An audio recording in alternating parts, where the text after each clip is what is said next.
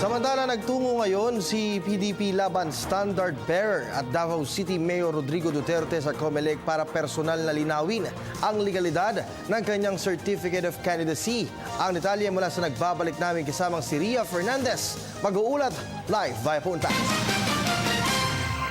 Kirby, 2 araw bago ang December 10 na deadline ng COMELEC para sa pagpapalit ng kandidato, tumungo si Davao City Mayor Rodrigo Duterte dito sa punong tanggapan ng poll body sa Intramuros, Maynila, kasama ang kanyang katandem na si Senador Alan Peter Cayetano. Ito'y para formal na ihain ang kanyang kandidatura bilang standard bearer ng PDP Laban kapalit ni Martin Dino. Pakainin ang pagpunta ng alkalde dito sa COMELEC ang kanyang personal na paglilinaw sakaling may mga issue patungkol sa legalidad at regularidad ang kanyang COC at kanina nga sa panayam natin sa kanya ay kanyang sinabi na wala raw umanong problema doon sa inihain na niyang kandidatura at sa naturang paghahain din ay namataan natin si PDP Laban President Senador Coco Pimentel, gayon din ang Acting Secretary General ng naka-CMD na si Atty. Raul Lambino.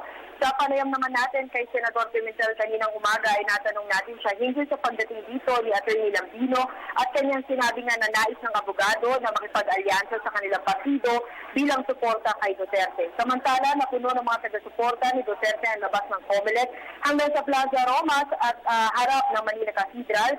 May mga taga-suporta ang alkalde na nakasuot ng pulang t-shirt.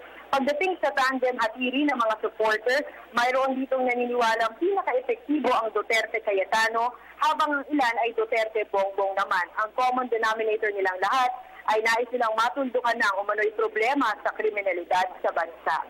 Muli, ako si Ria Fernandez para sa Telebisyon ng Bayan.